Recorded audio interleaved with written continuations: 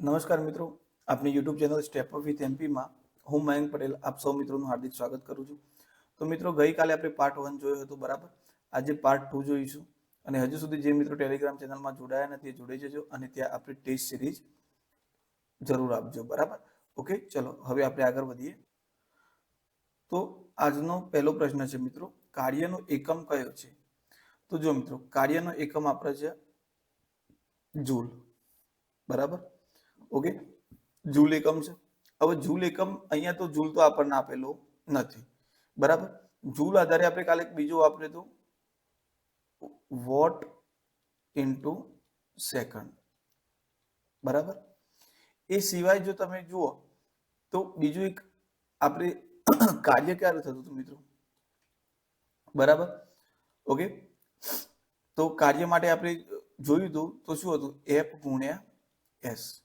Okay, S એટલે આપણું શું હતું, સ્થાનાંતર, બરાબર. સ્થાનાંતર. અને આ આપણું હતું બળ. બળનો એકમ કયો છે મિત્રો, ન્યૂટન. અને સ્થાનાંતરનો એકમ કયો છે, સેકન્ડ. એટલે શું થશે, ન્યૂટન ઇન્ટુ સેકન્ડ ને મીટર છે સ્થાનાંતરનો, તો ન્યૂટન ઇન્ટુ મીટર. તો આપણો જવાબ થઈ જશે ઓપ્શન સી. ઓકે, જો મિત્રો આપણે કોઈ એક્સ્ટ્રા ચર્ચા કરવામાં ટાઈમ વેસ્ટ નથી કરતા કે આમ કરો તો આમ થાય, આમ કરો તો આમ થાય. તમે બધા અહીંયા તૈયારી કરવા જ આવ્યા છો અને તૈયારી જ કરો છો અને 100% એનું રિઝલ્ટ તમને મળવાનું જ છે, બરાબર. એટલે આપણે ખોટી હવાબાજી કે બાકાચીકી કર્યા વગર સીધા એમસીક્યુએસ ઉપર જ જઈએ છીએ. એટલે મે બી તમને ઘણાને એવું થશે કે થોડું બોરિંગ લાગી શકે છે, પણ આપણે કન્ટેન્ટ ફોકસ ઉપર જ જવાનું છે મિત્રો. એટલે એક્સ્ટ્રા વાતોને આપણે અહીંયા ટાળીએ છીએ, બરાબર. આગળ છે કે જમીન પર એક પદાર્થ 10 જૂલ જેટલી ગતિ ઉર્જા સાથે ઉધ્વ દિશામાં ફેંકવામાં આવે છે તો 5 મીટર જેટલી મહત્તમ ઊંચાઈ પ્રાપ્ત કરતો હોય તો તેનું દર શોધો. ઓકે, અહીંયા દર શોધવાનું છે મિત્રો. ઓકે, તો દર શોધવા માટે તમને અહીંયા શું આપેલું છે, જૂલ એટલે કે બરાબર ઉર્જા આપેલી છે. ઉર્જાને આપણે ઈ તરીકે લઈશું, બરાબર. ત્યાર પછી શું કહે છે, ઉધ્વ દિશામાં ફેંકવામાં આવે છે અને 5 મીટર જેટલી મહત્તમ ઊંચાઈ, એટલે અહીંયા એચ આપેલો છે ઊંચાઈ, બરાબર. ઓકે, હવે દર શોધવાનું છે. દર એટલે શું થશે મિત્રો, એમ શોધવાનું છે. તો જુઓ, ઈ છે, એમ છે, એચ છે, તો આ બધા વચ્ચે સંબંધ દર્શાવતું સૂત્ર કયું હતું મિત્રો આપણું, બરાબર. અને અહીંયા જી પણ તમને આપેલો છે, બરાબર. તો ઈ જી એચ એમ બધા વચ્ચે સંબંધ દર્શાવતું સૂત્ર કયું હતું, ઈ બરાબર mgh. હવે તમને થશે કે મિત્રો આ તો સ્થિતિ ઉર્જાનું સૂત્ર છે, બરાબર. ગતિ ઉર્જાનું સૂત્ર તો આ છે, ઈ બરાબર 1/2 mv².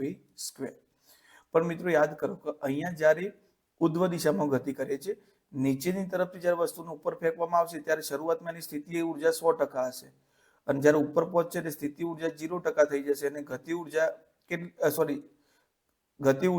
મિત્રો અહીંયા ગતિ ઉર્જા શરૂઆતમાં જ્યારે ફેંકવામાં આવે ત્યારે 100% હશે, ઉપર જશે એટલે ગતિ ઉર્જા 0 થઈ જશે અને સ્થિતિ ઉર્જા કેટલી થઈ જશે, સ્થિતિ ઉર્જા 100% થઈ જશે, બરાબર. ઓકે, એ આપણે ગયા લેક્ચરમાં જોયું હતું. તો અહીંયા સ્થિતિ ઉર્જા આપણને મળી જશે. એટલે તમે ગમે તે મૂલ્ય શોધશો, અહીંયા ગતિ ઉર્જા નું સૂત્ર મૂકો કે સ્થિતિ ઉર્જાનું, તમને છેલ્લે આપણે તો દર જ શોધવાનું છે, બરાબર. તો ઉપર જાય એટલે સ્થિતિ ઉર્જા કેટલી થઈ જશે મિત્રો, 10 જૂલ. તો અહીંયા મૂકી દઉં 10, એમ શોધવાનું છે. જી આપણને કીધું છે 10 મીટર પ્રતિ સેકન્ડનો, બરાબર. તો જી લઈ લીધું 10, અને એચ પણ આપણને કેટલો આપેલો છે, 5 મીટર. ઓકે, હવે જો મિત્રો અહીંયા ઘણા કન્ફ્યુઝન થશે, સાહેબ ઉપરની તરફ જાય છે તો પછી જી ઋણ ના લેવો પડે, બરાબર. આપણે જ્યારે જી ઋણ લેતા હતા ને ઉપરની તરફ ગતિ કરતું હતું ત્યારે, કારણ કે એ ગુરુત્વાકર્ષણ બળની વિરુદ્ધ દિશામાં ગતિ કરતું હતું, ત્યાં આગળ આપણે જી ઋણ લેતા હતા. પણ મિત્રો એ ક્યારે લેવાનું, જ્યારે તમે ગતિની વાત કરતા હોય ત્યારે. ઉર્જાની વાત આવે ત્યારે તમારે એનું ઋણ લેવાની જરૂર નથી. ઓકે, ઋણ લેશો તો તમારો જવાબ ઋણ આવશે. વજન તો કોઈ દિવસ ઋણ હોય નહીં, આપણે વજન શોધવાનું છે, વજન તો કોઈ દિવસ ઋણ હોય નહીં, બરાબર. એટલા માટે ખાસ ધ્યાન આપજો કે જ્યારે ગતિને લગતા વેગ કે પ્રવેગ એ બધા લગતા સૂત્રોમાં ઉપયોગ કરો ત્યારે ઉપરની તરફ જી તમારે ઋણ લેવાનો છે. પણ જ્યારે તમે સ્થિતિ ઉર્જા કે ગતિ ઉર્જામાં આવો એ વખતે જી તમારે કેવો લેવાનો થશે, બંને વખતે ધન જ લેવાનું થશે, બરાબર. ઓકે, તો ચલો અહીંયા હવે એમને કરતા બનાવીએ. તો 10 આ બંને ગુણાકારમાં હતા કે આવી જશે ભાગાકારમાં, 10 ગુણ્યા 5, બરાબર. તો આ 10 10 ઉડી ગયા એટલે 1/5, બરાબર. એમ તો 1/5 કરશું એટલે કેટલું થઈ જશે, 0.2. તો એમ બરાબર કેટલા કેજી મળશે, 0.2 kg. આપણો ઓપ્શન થઈ જશે ડી. ઓકે, હવે આના બદલે મિત્રો ઓપ્શન 0.2 kg ના આપેલો હોય અને અહીંયા શું આપેલું હોય 200 ગ્રામ, તો આપણને ખબર હોવી જોઈએ કે આ સૂત્રના આધારે આપણને અહીંયા વજન શામાં મળે છે, કિલોગ્રામમાં મળે છે. શામાં મળે છે? કિલોગ્રામમાં. તો પછી કિલોગ્રામને તમારે શામાં ફેરવવું પડે? ગ્રામમાં ફેરવવું પડે. ઓકે, પણ અહીંયા ખાસ જોવાનું ઓપ્શનમાં ગ્રામ આપેલું છે કે કિલોગ્રામ. ઓકે, ચલો આગળ વધીએ. 55 kg દર ધરાવતી વ્યક્તિ દિવાલને ધક્કો મારે છે, તો આ વ્યક્તિ દ્વારા થયેલ કાર્ય કેટલા જૂલ હશે? બરાબર મિત્રો, તો અહીંયા 55 કિલોની વ્યક્તિ છે, દિવાલનો ધક્કો મારે છે, પણ દિવાલ હલવાની છે, દિવાલનું સ્થાનાંતર થવાનું નથી. હવે જો દિવાલનું સ્થાનાંતર નહીં થાય તો કાર્ય કેટલું થશે? 0. તો આપણો જવાબ આવી જશે ઓપ્શન ડી. ઓકે, આગળ વધીએ. સ્પ્રિંગને દબાવતા તેની સ્થિતિ ઉર્જા કેવી રહે છે? અચળ રહે છે, ઘટે છે? તો ના મિત્રો, વધશે. બરાબર, કેવી રીતે? કે સ્પ્રિંગ એની સ્થિતિમાં છે, એની સ્થિતિ વિરુદ્ધ તમે એને દબાવો છો, એટલે જ્યારે તમે દબાવશો, જેમ જેમ દબાવશો એમ એની સ્થિતિ ઉર્જામાં શું થશે? વધારો થશે. આને સ્થિતિસ્થાપક સ્થિતિ ઉર્જા કહેવાય. બરાબર, એના વિપરીત જો તમે એને ખેંચશો તો પણ એની સ્થિતિમાં ફેરફાર કરો છો. હવે સ્પ્રિંગને ખેંચશો એ વખતે શું થશે? સ્થિતિ ઉર્જા વધશે જ. બરાબર, એટલે એની સ્થિતિમાં તમે ફેરફાર કરશો એ વખતે સ્થિતિ ઉર્જામાં શું થશે મિત્રો? વધારો થશે. એટલે અહીંયા આપણો જવાબ શું આવશે? વધે. ઓકે, આગળ વધીએ. 10 કિલોગ્રામ દર વાળા લોખંડના ઘોરાનો વ્યાસ, બરાબર, અને 3.5 કિલોગ્રામ એલ્યુમિનિયમના ઘોરાનો વ્યાસ જેટલો છે. એટલે બે ઘોરા છે. ઓકે, એક લોખંડનો છે અને બીજો એલ્યુમિનિયમનો છે. ઓકે, હવે એકનું વજન 10 kg છે અને બીજાનો વજન 3.5 kg છે. ઓકે, હવે આ બંને તમે ઉપરથી મુક્ત પતન કરાવશો મિત્રો, બરાબર, મુક્ત પતન કરાવશો 10 મીટરની ઊંચાઈએથી, તો શું થશે?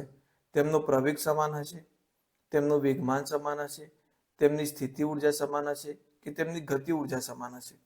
ઓકે, તો ચલો મિત્રો, અહીંયા આપણે એક મિથ આજે દૂર કરવાનું છે. બરાબર, મેં તમને આગળ એક પહેલા વિડીયો જોવાનું કીધું તો જો કોઈએ જોયો હોય તો, જો તમે બંનેને એક સાથે છોડશો તો કોણ પહેલું નીચે આવશે?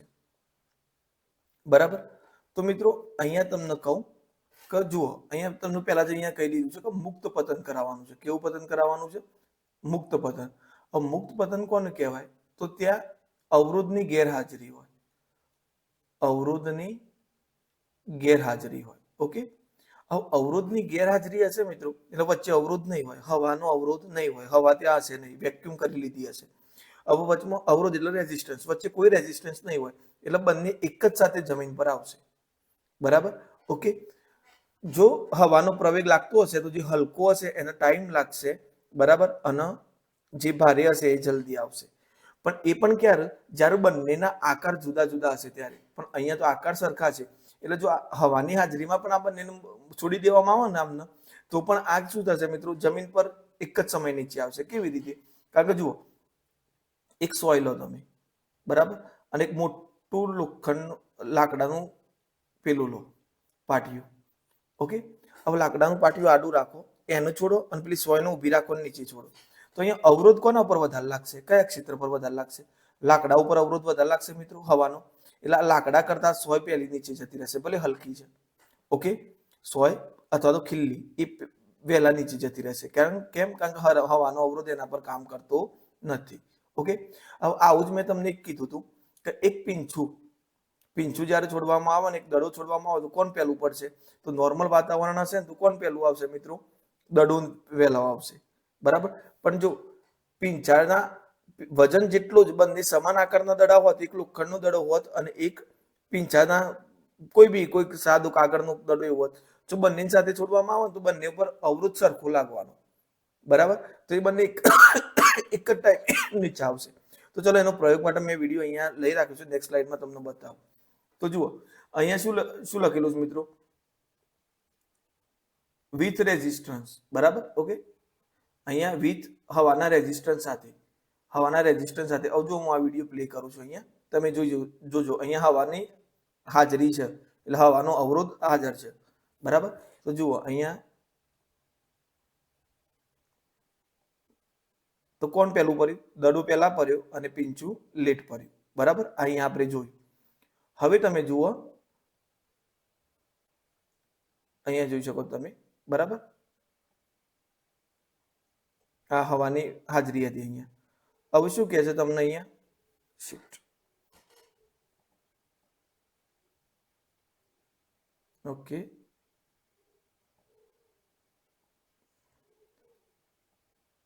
ઓકે।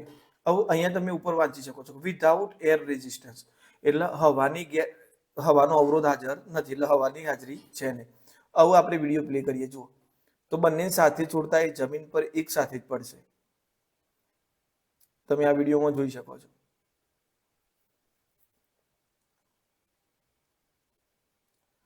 તો આ બંનેનો વેગ કેવો છે મિત્રો?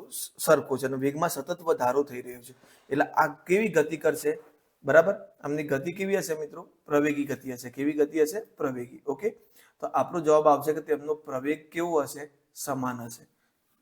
વેગમાં એક સરખો વધારો થાય છે 9.8 ના હિસાબે, એટલે એમનો પ્રવેગ કેવો હશે? સરખો હશે। બરાબર, એટલે આ એક કોન્સેપ્ટ ક્લિયર રાખજો। ચલો આગળ વધીએ।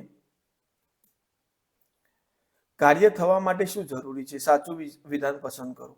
બળ લાગવું જરૂરી છે, સ્થાનાંતર થવું જરૂરી છે, કે બળની દિશામાં સ્થાનાંતર થવું જરૂરી છે? બરાબર, તો જુઓ મિત્રો, બળ લાગવું એ જરૂરી છે અને સ્થાનાંતર થવું એ જરૂરી છે। બરાબર, પણ એકલું બળ લાગશે અને સ્થાનાંતર નહીં થાય તો કાર્ય થયેલું કહેવાશે નહીં। બરાબર, હવે એકલું સ્થાનાંતર થાય તો બળ વગર તો સ્થાનાંતર થવાનું નથી। બરાબર, એટલે વિધાન 2 પણ નહીં। પણ અહીંયા જુઓ, આપણો જવાબ આવશે કે બળની દિશામાં સ્થાનાંતર થવું જરૂરી છે। બરાબર, તો બળની દિશામાં સ્થાનાંતર થવું જરૂરી છે। તો મેં તમને કીધું, તમે કોઈ રમકડાની ગાડી હોય, બરાબર, આ રીતે, ઓકે, એને કોઈ દોરી વડે ખેંચો તો જે દિશામાં બળ લગાવો છો એ દિશામાં એનું સ્થાનાંતર થવું જરૂરી છે। બરાબર, ઓકે। ત્યાર પછી જો તમે અહીંયા આપણે જોઈએ કે મેં તમને બીજું 4 વ્હીલનું ઉદાહરણ આપ્યું કે 4 વ્હીલનો બ્રેક મારવામાં આવે, બરાબર, તો એ ઊભી રહી જાય છે। તો અહીંયા એમ થાય કે ભાઈ બળ તો આ દિશામાં લાગતું હતું, પણ મિત્રો એ બળ કયું હતું? એને ધક્કો મારતું હતું એ બળ એન્જિન દ્વારા લાગતું બળ હતું, જે એને આગળની તરફ પુશ કરતું હતું। પણ જ્યારે બ્રેક લગાવવામાં આવે એટલે ટાયરનું નીચે જમીન સાથે ઘર્ષણ થાય છે, એટલે ઘર્ષણ બળની દિશા કઈ હશે મિત્રો? આ। એટલે એ વખતે ઘર્ષણ બળ લાગે છે। કયું બળ લાગે છે? ઘર્ષણ બળ, જેથી કરીને એ ઊભું થઈ જાય છે। બરાબર, એટલે આપણો જવાબ આવશે બળની દિશામાં સ્થાનાંતર થવું જરૂરી છે। બરાબર મિત્રો, હવે જુઓ અહીંયા તમે જોઈ શકો છો કે વિધાન 3 આપણો એક સચોટ આન્સર છે। બરાબર, બીજું કે વિધાન 1 તમારે આના કરતા વધારે થોડું એક્સ્ટ્રા, મતલબ કે સચોટ આન્સર તરફ જવું હોય આના કરતા વધારે, તો આપણી બધી કન્ડિશનો છે ને, એક પહેલું વિધાન ને ત્રીજું વિધાન બંને પૂરી કરે છે। પહેલું વિધાન શું કહે છે? બળ લાગવું જોઈએ। ત્રીજું વિધાન શું કહે છે? કે સ્થાનાંતરે થવું જોઈએ, અને કઈ દિશામાં થવું જોઈએ? બળની દિશામાં। એટલે આપણો આ રીતે જો વિધાન આ રીતે પૂછ્યું હોય મિત્રો, તો આપણો વિધાન ડી જવાબ સાચો થશે। બરાબર, જો તમને ફક્ત 3 વિધાન આ ઓપ્શનમાં ના આપેલું હોય 1 અને 3, તો આપણું વિધાન 3 ઉપર 3 જોડે જશું આપણે। પણ બળની દિશામાં સ્થાનાંતર થવું જરૂરી છે, એટલે જો બળનો એ ઉલ્લેખ થાય છે અંદર, ઓકે, દિશાનો એ ઉલ્લેખ થાય છે અને સ્થાનાંતરનો ઉલ્લેખ થાય છે। ઓકે, ચલો આગળ વધીએ।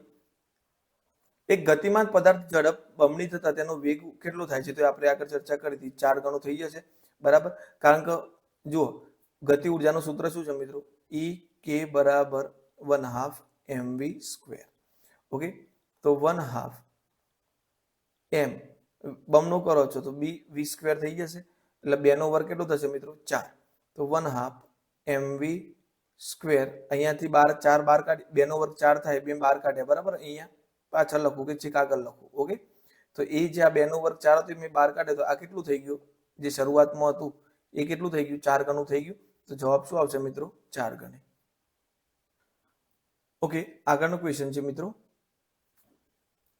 કે રાઇફલમાં 20 ગ્રામ દરની ગોળી છૂટ્યા બાદ 4 સેકન્ડમાં 30 મીટર જેટલું અંતર કાપે તો ગોળીની ઝડપ અચળ ધારો તો તેની ગતિ ઉર્જા શોધો। ગોળીની ઝડપ અચળ છે, આપણે એની ગતિ ઉર્જા શોધવાની છે। બરાબર, ઓકે, તો ચલો ઝડપ અચળ છે એટલે એનો વેગ શોધવો પડશે આપણે।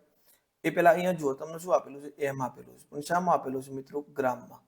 તો મેં તમને કીધું તો કોઈ પણ આપણે એકમ પ્રમાણે ગ્રામમાં હોય તો શામાં ફેરવવું પડશે? કિલોગ્રામમાં। તો ભાગ્યા 1000 કરો તો 0 0 ઉડી ગયા, તો 0.2 પોઈન્ટ કાપવા પડશે, એટલે 0.2 કિલોગ્રામ થઈ ગયું।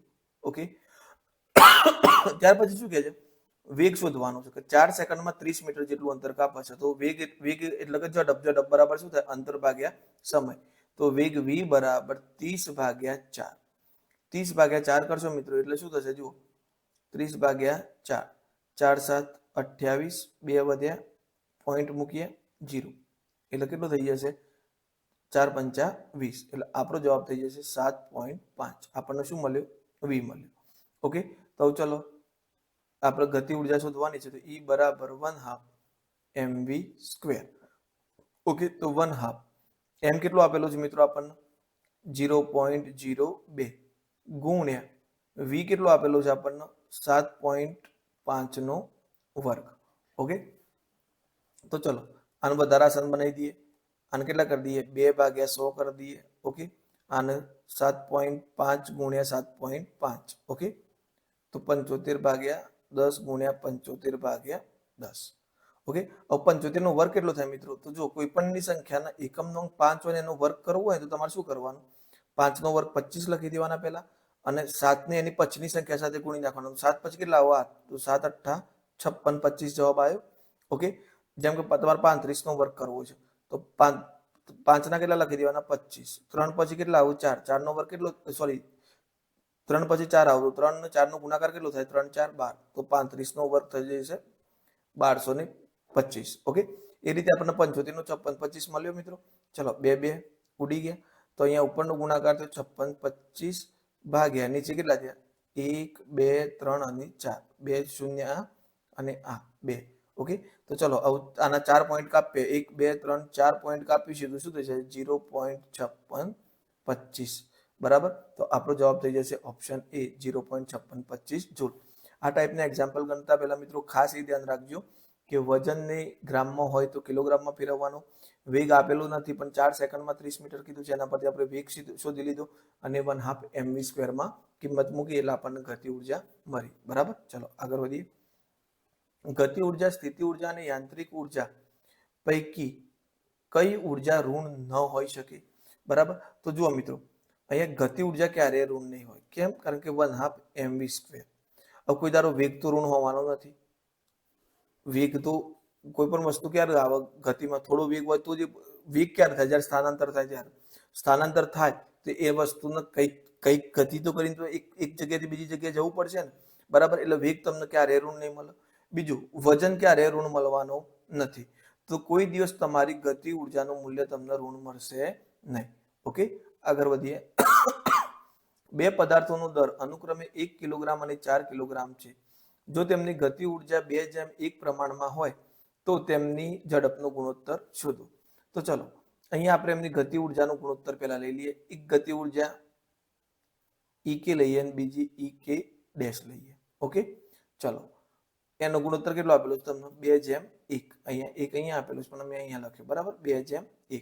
તો તમે લખી શકો 2/1.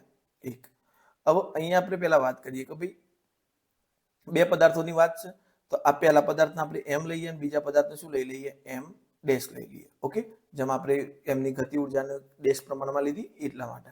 ઓકે, તો હવે અહીંયા આની જગ્યાએ હું શું લખી શકું મિત્રો 1/2 mv સ્ક્વેર. ઓકે, અને આ EK ડેશ ની જગ્યાએ શું લખી શકું 1/2 m અને v ડેશ નો સ્ક્વેર. કેમ v ડેશ અને m ડેશ લીધું મિત્રો? તો એ એટલા માટે કે આપણે એને 1 2 ની તરીકે લઈ શકીએ અથવા તો ડેશ તરીકે. કેમ? કારણ કે અહીંયા આપણે ઝડપનો ગુણોત્તર એટલે વેગનો ગુણોત્તર માંગ્યો છે એટલા માટે. બરાબર, 2/1 થઈ ગયા. તો જો 1/2 ઉડી ગયા. m કેટલો આપેલો છે મિત્રો 1 કિલોગ્રામ. ઓકે, ભાગ્યા m ડેશ કેટલો આપેલો છે 4 કિલોગ્રામ. ઓકે, ચલો અહીંયા મારે આ રીતે લખી શકું v નો સ્ક્વેર છે ને v ડેશ નો સ્ક્વેર છે, તો v ભાગ્યા v ડેશ નો સ્ક્વેર બરાબર 2/1. હવે જુઓ 4 આ બાજુ ભાગાકારમાં છે, આ બાજુ જશે તો ગુણાકારમાં, અને 1 તો ત્યાં રહેશે કે ભાગાકારમાં જશે કે ફરક પડશે નહીં. તો આપણને શું મળ્યું મિત્રો v1 ભાગ્યા v2 નો સ્ક્વેર બરાબર 2 ગુણ્યા 4 ભાગ્યા 1, એટલે ભાગાકારમાં 1 હોય કે ના હોય કે ફરક પડતો નથી. તો આ જવાબ કેટલો થઈ ગયો 8. ઓકે, હવે જુઓ મિત્રો આ બાજુથી વર્ગ હટાવું તો બીજી બાજુ શું લાગે વર્ગમૂળ લાગે, તો વર્ગમૂળમાં 8. તો અહીંયા મને શું મળ્યું v1 ભાગ્યા v2. હવે અહીંયા આપણે ગુણોત્તર શોધવાનો છે તો ભાગાકારમાં અહીંયા 1 તો હતો તો 1 રાખીશું, ના રાખીએ તો પણ વાંધો નથી, પણ આપણે ગુણોત્તરમાં ના હોય તો એક ગણનો મૂકવો પડશે પાછળથી 1. ઓકે, તો v2 હવે વર્ગમૂળમાં 8 હોય મિત્રો તો એને 4 દુ 8 લખી શકું. 4 નું વર્ગમૂળ કેટલું નીકળે 2, તો 2 વર્ગમૂળમાં 2 થઈ જાય તો 8 નું વર્ગમૂળ કેટલું નીકળશે 2 √ 2 ભાગ્યા 1. તો આપણો જવાબ શું થઈ જશે? 2 √ 2/1. તો આપણો જવાબ થઈ જશે ઓપ્શન એ.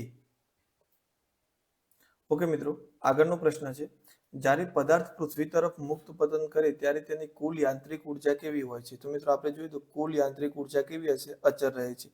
કારણ કે મુક્ત પતન કરશે ત્યારે મિત્રો સ્થિતિ ઉર્જા શું થશે? ધીમે ધીમે ઘટશે.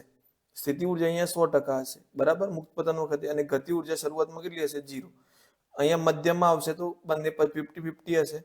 અને છેક નીચે આવી જશે તો ગતિ ઉર્જા 100 હશે અને સ્થિતિ ઉર્જા કેટલી હશે? 0%. તો અહીંયા કોઈ પણ સ્તરે જશે, જો અહીંયા આવશે તો આ 30 હશે અને આ કેટલી હશે? 70 હશે. તો બંને વખતે એટલે EK વત્તા EP. ઓકે, આને કુલ યાંત્રિક ઉર્જા કહેવાય. શું કહેવાય? કુલ યાંત્રિક ઉર્જા, બરાબર. અને કુલ યાંત્રિક ઉર્જા કેવી રહે? હંમેશા અચળ રહેશે. કેવી રહેશે? અચળ. આગળ વધીએ. 10 કિલોગ્રામ દરનો એક પદાર્થ 5 મીટર ત્રિજ્યાવાળા વર્તુળાકાર માર્ગ પર, આ રીતે વર્તુળાકાર છે, બરાબર, 10 કિલોગ્રામનો દર ધરાવતો કોઈ પદાર્થ છે, 5 મીટર ત્રિજ્યા છે આની, બરાબર, વર્તુળાકાર પથ પર 10 મીટર પ્રતિ સેકન્ડની ઝડપથી ગતિ કરીને એક પરિક્રમણમાં થતું કાર્ય. તો મિત્રો અહીંયા કાર્ય કેટલું થશે? જુઓ, અહીંયાથી ચાલુ કર્યું તો પાછું જ અહીંયા આવીને ઊભો થઈ ગયો, એટલે સ્થાનાંતર તો કેવું થઈ ગયું? 0. સ્થાનાંતર 0 થયું તો પછી કાર્ય પણ કેવું થશે? 0 થશે, બરાબર. કારણ કે જો તમે કાર્ય કરો ને અંતિમ સ્થાનમાં કોઈ ફેરફાર ના થતો હોય તો એ કાર્ય કે મતલબ બર લગાવો અને એના અંતિમ સ્થાનમાં કોઈ ફેરફાર ના થતો હોય તો કાર્ય કેવું કહેવાશે? શૂન્ય કહેવાશે. 20 કિલોગ્રામ દરવાળા એક બોક્સને સમક્ષિતિજ સપાટી પર F બર લગાવીને અચળ વ્યક્તિ ખેંચવામાં આવે તો ઘર્ષણ બળ 90 N હોય, સોરી 49 N હોય તો 10 મીટર સ્થાનાંતર દરમિયાન થતું કાર્ય જણાવો. ઓકે, અહીંયા તમને સ્થાનાંતર S આપી દીધો છે. કેટલો આપ્યો છે? ઓકે, હવે વાત કરીએ F ની મિત્રો. તો તમે કોઈ પણ વસ્તુ હોય આ રીતે, તમે આ નીચે સપાટી છે એના પર કોઈ વસ્તુ છે એને એક તરફ ખેંચો છો, બરાબર. તો જેટલું બળ તમે લગાવશો, અહીંયા F બર લગાવ્યું તો એટલું જ સપાટી ઘર્ષણ બળ F લગાવશે એના ઉપર, બરાબર. એટલે જેટલું તમારું તમે બર લગાવશો બાહ્ય બળ, એટલે યાદ રાખજો કે બાહ્ય બળ ઇઝ ઇક્વલ ટુ ઘર્ષણ બળ, બરાબર. એટલે અહીંયા આપણને F કેટલું થશે? 49 જ થશે. કેટલું થશે? 49 N. ઓકે, તો ચલો, તો થતું કાર્ય, તો કાર્ય P બરાબર શું હતું મિત્રો? F ગુણ્યા S. તો કેટલું છે? F 49 અને S કેટલું છે? 10 મીટર સ્થાનાંતર. તો આપણો જવાબ થઈ જશે 490, ઓપ્શન એ. આગળ વધીએ. એક પદાર્થ પર થતું કાર્ય ઋણ છે. એક પદાર્થ પર કાર્ય કેવું થાય છે? ઋણ. આપણે કારવાળું ઉદાહરણ યાદ રાખવાનું, બરાબર. કાર્ય ઋણ કેવું થતું હતું? ઋણ. બ્રેક લગાવતા એટલે ઘર્ષણ બળના કારણે કાર્ય વિરુદ્ધ દિશામાં ઘર્ષણ બળ લાગતું હતું, એટલે કાર્ય થતું હતું ઋણ. ઓકે, તો સ્થાનાંતર અને લાગતા બળ વચ્ચેનો ખૂણો, તો શરૂઆતમાં બળ આ બાજુ લાગતું હતું અને સ્થાનાંતર આ બાજુ. ઓકે, મતલબ કે ધીમે ધીમે ઘટી ગયું. તો અહીંયા તમારું શું થશે મિત્રો? બંને વચ્ચેનો ખૂણો કેટલો હશે? તો એટલું યાદ રાખજો, 180 નો હશે. અને ખાસ બીજી એક વસ્તુ યાદ રાખજો, બળ કો તો એની એ જ દિશામાં લાગે, કો તો વિરુદ્ધ દિશામાં લાગે, બરાબર. એટલે એનો ખૂણો વિરુદ્ધ દિશામાં લાગશે તો એનો ખૂણો કેટલો હશે? 180 નો ખૂણો હશે, બરાબર. આગળ વધીએ. પદાર્થ પર કરેલું કાર્ય ખાલી જગ્યામાં થતા ફેરફાર જેટલું હોય છે. તો મિત્રો ઉર્જામાં થતો જે ફેરફાર હોય એ જ તમારા કાર્ય છે, બરાબર. એટલા માટે કાર્ય અને ઉર્જાનો એકમ કયો છે? જૂલ છે. સેમ એકમ છે બંનેનો. આગળ જોઈએ. એક કારનું એન્જિન 1500 કિલોગ્રામ દરવાળી કારની સમતલ રસ્તા પર 5 મીટર પ્રતિ સેકન્ડના અચળ વેગથી ગતિમાં રાખે છે.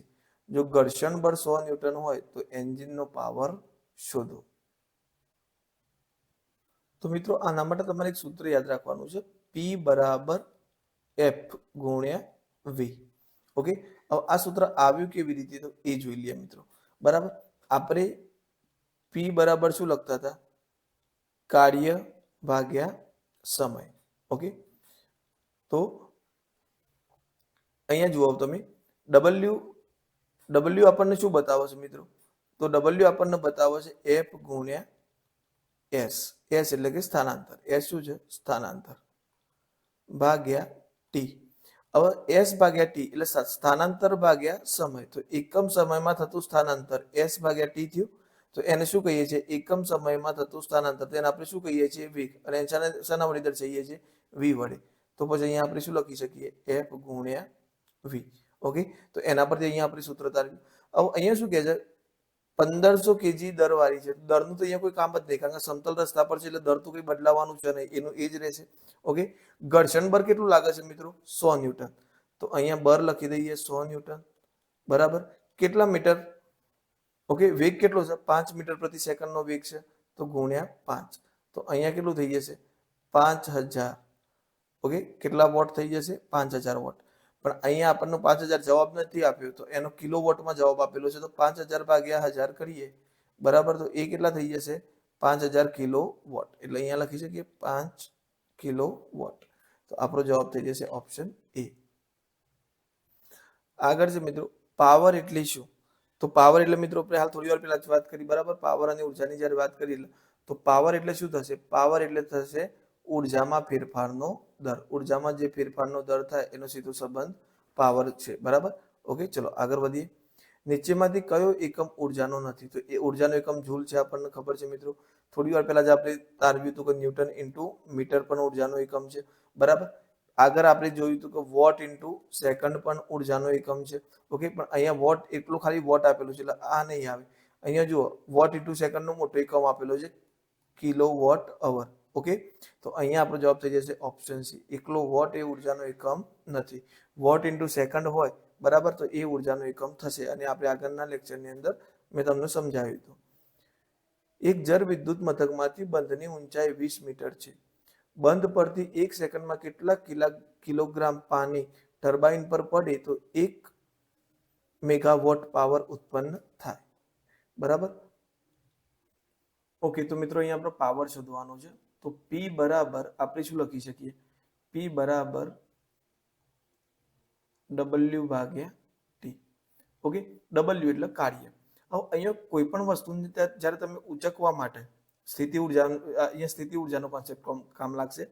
ઉચકવા માટે, બરાબર, જે વસ્તુનું અમુક વજન કેટલી ઊંચાઈએ તમારે ઉચકી જવો છે, તો એ વજનને ઉચકવા માટે તમારે જે બળ લગાવવું પડે, એ અહીંયા તમારે એ કાર્યની વાત થઈ છે, બરાબર. તો અહીંયા તમારે ઉદાહરણ તરીકે કોઈ વસ્તુનો દર m છે, પૃથ્વી પર એનું વજન કેટલું થશે? m ગુણ્યા g જેટલું થશે, એટલે આ વજન થઈ ગયું. ઓકે, એના અમુક સુધી ઊંચાઈ માટે એટલે એના બરાબર કાર્ય કરવું પડે. જો મારે પેન ઉચકવી છે તો હું પેન જેટલું જ કાર્ય કરીશ. મારે ડોલ પાણી ભરેલું છે એટલું બળ મારે લગાવવું પડશે, બરાબર.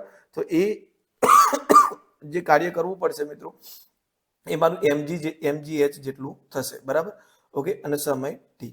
ઓકે, m આપણે શોધવાનું છે, બરાબર. g આપણને રકમમાં કીધું છે, કેટલું લેવાનું છે મિત્રો? 10.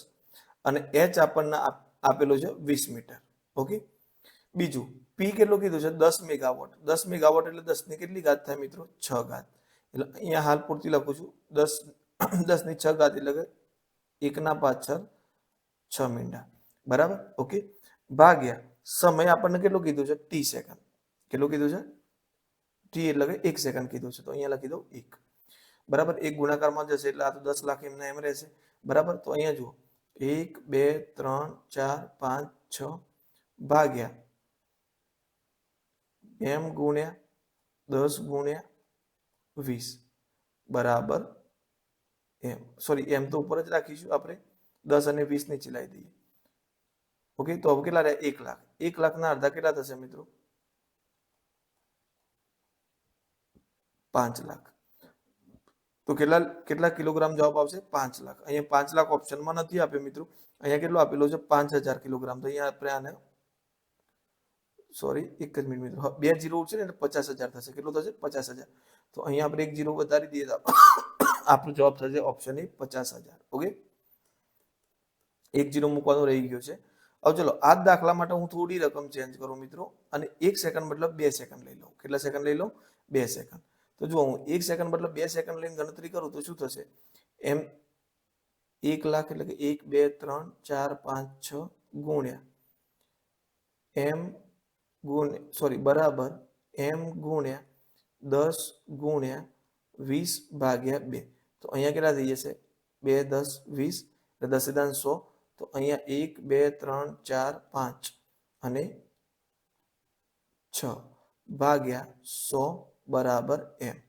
તો 2 0 ઉડી ગયા મિત્રો. તો આપણો જવાબ કેટલો થઈ જશે? 10000. કેટલો થઈ જશે?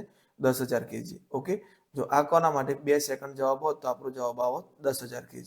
ઓકે, મે બી અહીંયા રકમમાં ભૂલ થઈ હોય શકે, તો ઓપ્શન લખવામાં ભૂલ થયેલી છે, 50,000 બદલે 5,000 લખેલું છે, અથવા તો સમય 1 સેકન્ડની બદલે 2 સેકન્ડ લખેલું છે, બરાબર. પણ મેં તમને બંને રીતે અહીંયા ક્લિયર કરાવ્યું. આગળ વધીએ. એક છોકરો 300 ગ્રામ જેટલું દર 1.2 સેકન્ડમાં 4 મીટર જેટલી ઊંચાઈ સુધી ઉચકે છે, તો આ છોકરાનો પાવર કેટલો હશે? તો મિત્રો હમણાં જે સૂત્ર વાપર્યું એ જ આપણે અહીંયા વાપરશું. P બરાબર W ભાગ્યા T. W ની જગ્યાએ mgh લખીએ, બરાબર. ઓકે, ભાગ્યા T. ઓકે, ચલો. m એટલે કે 300 ગ્રામ છે, તો મેં તમને કીધું છે કે કિલોગ્રામમાં ફેરવવું પડશે, તો 300 કિલોગ્રામમાં ફેરવીએ 300 ગ્રામનું તો 0.3 kg થઈ જશે. ઓકે, 0.3. જી નથી આપેલો, પણ આપણે મોટાભાગની ગણતરીમાં આમ તો વેલ્યુ 9.8 છે, પણ આપણે કેટલો યુઝ કરીશું? 10. અને h કેટલો આપેલો છે? 4, બરાબર, ભાગ્યા ટી, એટલે કે 1.2 સેકન્ડ. ઓકે, ચલો. તો અહીંયા પી શોધવાનું છે આપણે, પાવર. તો અહીંયા શું થઈ જશે મિત્રો? 3 4 12 થઈ જશે. બંનેના પોઈન્ટ છે એટલે આના ભાગાકારમાં 10 લખી શકું, બરાબર. આના ભાગાકારમાં અહીંયા 10, અહીંયા 10, બંને 10 10 ઉડી જાય એટલે સીધો જવાબ થશે 3 4 12. 3 4 12 અને 4 4 ઉડી જાય તો આપણો જવાબ કેટલો આવશે? 10 વોટ. ઓકે, તો આપણો જવાબ થઈ જશે ઓપ્શન બી, 10 વોટ. આગળ વધીએ. પદાર્થ પર થતું કાર્ય ખાલી જગ્યા પર આધારિત નથી, બરાબર. તો પદાર્થ થતું સ્થાનાંતર પર આધારિત છે, લાગેલા બળ ઉપર આધારિત છે, બળ અને સ્થાનાંતર વચ્ચેના ખૂણા પર આધારિત છે. કેમ? કારણ કે જો મિત્રો, ખૂણો કોતો એની જ દિશામાં હોવો જોઈએ, એટલે 0 નો ખૂણો હોવો જોઈએ બંને વચ્ચે, બરાબર, અથવા તો 180 નો ખૂણો હોવો જોઈએ. કયો ખૂણો ના હોવો જોઈએ? તો કાટખૂણો હોવો જોઈએ નહીં. એ હું તમને આગળ એક એક્ઝામ્પલ લઈ રાખ્યું છે એટલે એમાં સમજાવું છું, બરાબર. ઓકે, તો આપણો જવાબ આવશે પદાર્થનો પ્રારંભિક વેગ કેટલો હતો એનાથી કોઈ ફરક પડતો નથી, ભલે સ્થિર હોય, ગતિમાં હોય. ગતિમાં હોય તમે વધારે બળ લગાવો તેની ગતિ ઓર વધશે, બરાબર. એટલે પ્રારંભિક વેગ કેટલો છે એનાથી કોઈ મતલબ છે નહીં. આગળ વાત કરીએ. એક છોકરી 3 કિલોગ્રામ દરવાળી સ્કૂલ બેગ પોતાની પીઠ ઉપર ઊંચકીને 200 મીટર સમક્ષિતિજ અંતર કાપે છે. ચલો, આ એક છોકરી છે, આ એની હાઈટ છે, આટલા એની સ્કૂલ બેગ ભરાઈ છે, બરાબર. ઓકે, હવે સ્કૂલ બેગ ઉપર લાગશે કયું બળ? ગુરુત્વાકર્ષણ બળ. ઓકે, નીચેની તરફ, બરાબર. હવે છોકરી ચાલીને અહીંયા આવી, બરાબર. અહીંયા બેગ એની છે. હવે મિત્રો અહીંયા વાત શું થાય છે? બેગની વાત થાય છે. 3 કિલોગ્રામની બેગ છે, તો તમે જોઈ શકો છો કે એના ઉપર લાગતું હતું બળ, ગુરુત્વાકર્ષણ બળ લાગતું હતું, બરાબર. ઓકે, છોકરીનું શરીર એના ઉપર ઉચકી રાખતું હતું અને એને ગુરુત્વાકર્ષણ બળ નીચે ખેંચતું હતું. ઓકે, તો છોકરીએ કાર્ય કર્યું ખરું, પણ બેગને સ્ટેબલ રાખવા માટે. તો બેગ તો ત્યાંની ત્યાં જ છે, બેગની જગ્યા બદલાઈ નથી, એટલે છોકરી દ્વારા કરેલું કાર્ય છે. તો બરાબર, હા, છોકરીના સ્થાનાંતરમાં ફેરફાર થયો છે, બરાબર. પણ અહીંયા કાર્ય કેટલું ગણાશે? 0. કાર્ય કેટલું ગણાશે? 0, કારણ કે બેગ તો જ્યાં હતી ત્યાંની ત્યાં જ છે, છોકરીના ખભે જ છે. ઓકે, છોકરી સાથે બેગ ગતિ કરીને જાય છે, પણ બેગનું જેના સાપેક્ષે એના પર જે બળ લાગી રહ્યું છે જમીન ઉપરથી, ગુરુત્વાકર્ષણ બળ, એ તો ત્યાં કામ લાગતું નથી, એટલે બેગના સ્થાનમાં તો કોઈ ફેરફાર થયો નથી. એટલે અહીંયા મેં તમને હાલ કીધું કે 90 નો ખૂણાની વાત કરી હતી મેં તમને હાલ જ. તો 90 નો ખૂણો એટલે શું મિત્રો? જુઓ, દિશા, બરાબર, અને બળની દિશા આ, સોરી, હા, બળની દિશા કઈ તરફ છે મિત્રો? નીચેની તરફ. અને સ્થાનાંતરની દિશા આગળની તરફ છે, એટલે સ્થાનાંતર થયું અહીંયાથી અહીંયા સુધીનું. તો એ બંને વચ્ચે 90 નો ખૂણો હોય તો કાર્ય કેટલું હોય? 0 હોય. આ ખાસ યાદ રાખજો, બરાબર. ઓકે, તો જુઓ, બળની દિશા, આ સ્થાનાંતરની દિશા છે, બળ નીચેની તરફ લાગે છે તો બળ નીચેની તરફ છે. તો બળ અને સ્થાનાંતર વચ્ચે જો 90 નો ખૂણો બનતો હોય તો કાર્ય હંમેશા કેટલું હશે? 0 હશે, બરાબર. તો બસ મિત્રો, આજના લેક્ચરમાં આટલા સુધી જ રાખીએ છીએ. આજે પણ 2 ને 8 થઈ ગઈ છે, બરાબર.